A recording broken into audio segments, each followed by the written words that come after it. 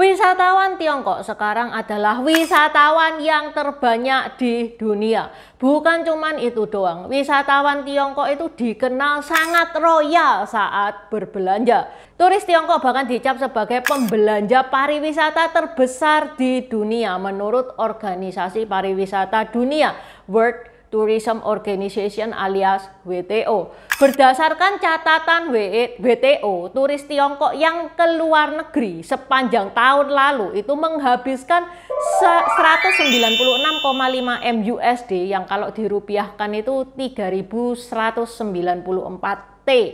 Makanya turis Tiongkok itu diwanti-wanti sama negara-negara lain dan menjadi pasar utama pariwisata di dunia. Pemerintah Tiongkok itu sebenarnya mikir, Tiongkok ini kurang apa toh sampai warganya itu healing aja ke luar negeri. Kan sayang ya sama devisa negara. Terus diriset nih, oh Tiongkok itu ternyata orang-orang Tiongkok itu suka ke Paris, lihat menara Eiffel, suka ke Italia, naik perahu di Venesia. Ini bisalah Tiongkok ngebikin kota KW-nya. Tiongkok kan terkenal sebagai King of Counterfeit alias Raja Pemalsu. Apa toh yang nggak bisa dipalsukan sama Tiongkok? Kalau Tiongkok bisa memasukkan brand-brand fashion ternama, bisa juga dong kita memalsukan landmark kota. Selain supaya penduduk Tiongkok itu nggak usah healingnya itu sampai ke luar negeri, supaya juga orang-orang Asia itu healingnya itu nggak usah sampai ke Eropa, cukup ke Tiongkok saja, kan lumayan bisa nambah devisa negaranya Tiongkok. Dan Tiongkok itu kalau bikin KW niat banget guys. Contoh tas ya, tas itu Intan pernah lihat yang super KW, super premium KW.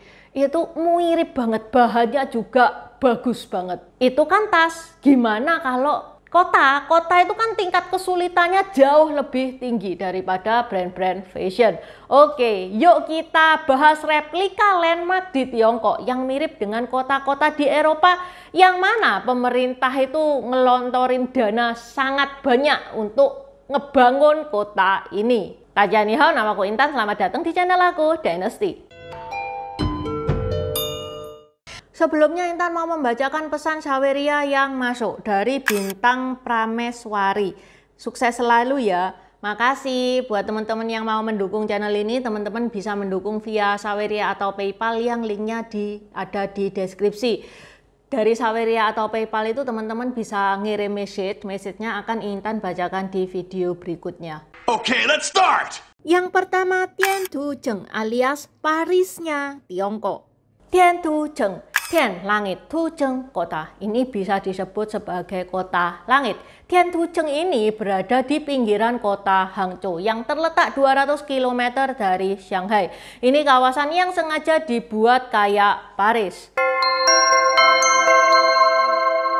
Karena dibuat seperti Paris, tentu saja ada menara Eiffel KW-nya. Meski nggak setinggi yang di Paris sana, tapi ini lumayan mirip banget loh sama menara Eiffel yang di Paris. Kawasan di sekitarnya juga dibuat mirip banget dengan blok Haussmannian Paris. Niat banget loh ini bikinnya. Setiap detailnya sangat mirip dengan bangunan aslinya. Mulai dari fasad blok apartemen hingga patung, lampu jalan, air mancur, dan pahatan. Fix, ini bangunan replika Paris yang terniat di dunia. Yang kedua, pelabuhan Talian alias Venesianya Italia.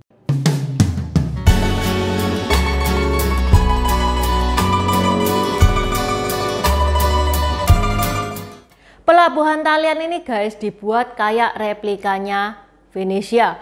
Dan untuk ngebikin replika dari Venesia ini, Tiongkok itu menggelontorkan dana sampai 17 T rupiah. Dan hasilnya memang mirip banget guys, mulai dari landmark, kota, gondola, outfit pendayung, vibe sekitarnya, sampai sedetail itu loh guys, bunyi loncengnya. Itu juga dibuat mirip banget sama yang berada di Venesia. Tapi kalau menurut Intan nih ya, lebih worth it-an kalau ke Suzhou, kalau naik perahu di Tiongkok ini.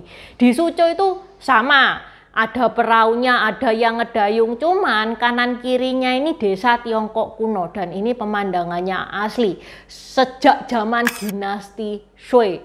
Kalau yang di Italian itu kan kanan kirinya itu gedung-gedung Eropa karena memang dibuat semirip mungkin sama yang ada di Italia. Yang ketiga, Huizhou alias Hallstattnya Austria.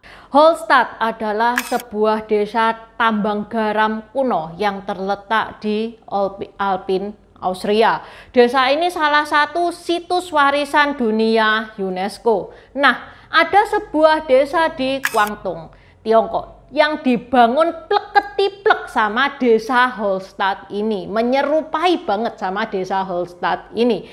Tiongkok menggelontorkan dana 940 juta USD untuk ngebangun Hallstatt KW ini. Itu kalau dirupiahkan itu 13T ya guys ya sampean. Dan pembangunan desa Hallstatt KW ini itu menuai kontroversi karena penduduk Hallstatt itu gak kepengen desanya itu ditiru kayak gitu sama Tiongkok. Orang-orang Austria itu nggak tahu guys, padahal ya di Jawa Timur, di Batu itu juga ada loh yang niru desa Hallstatt ini. Tapi orang Austrianya itu nggak marah sama orang Batu Indonesia ini, nggak marah, marahnya sama yang Tiongkok. Ya nggak bisa dong mereka marah kayak gitu, nggak bisa. Masa marah sama negaranya orang? Ya kalau misalkan mau yo balesen toh, itu loh Great Wall tiruan. Yang keempat, Holland Village di Putung. Holland Village ini guys, emang tujuannya itu untuk menyerupai landmarknya Belanda. Di sepanjang jalan utama, bangunannya itu mencerminkan gaya arsitektur desa kecil di Belanda. Ada kanal-kanal, jalan-jalan berbatu, kincir angin. Tidak hanya itu, ada tiruan Museum Maritim Belanda dan swalayan besar, Bijenkorf, yang berada di Amsterdam. Dan menurut Intan ini kurang bagus dan banyak gedung-gedung yang agak terbengkalai gitu, yang Holland Village ini, yang berada di Putung. Yang kelima, replika Santorini di Bali. Menurut Times of India, bangunan fake Santorininya Tiongkok yang berada di Bali itu mirip banget sama Santorininya Yunani. Niat banget ngebikinnya, dan untuk ngebikin fake Santorini ini Tiongkok itu menggelontorkan duit sampai 8M renminbi. Fake Santorini itu terletak di lereng pegunungan Changshan, Provinsi Yunnan, dan ini fake bagus banget.